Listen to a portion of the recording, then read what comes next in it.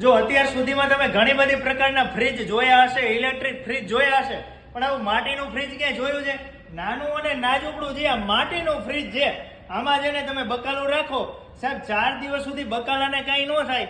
જેવી ઓલામાં ફ્રીજમાં ઠંડક આવે ને એવી મસ્ત મજાની આમાં બકાલાને ઠંડક મળી રહે છે. તો જેવી રીતે આપણે જોઈ રહ્યા છીએ, આ છે અમારું માટીનું મિટ્ટીકુલ રેફ્રિજરેટર કે જે ઉપર પાણી ભરવાનું આવે છે.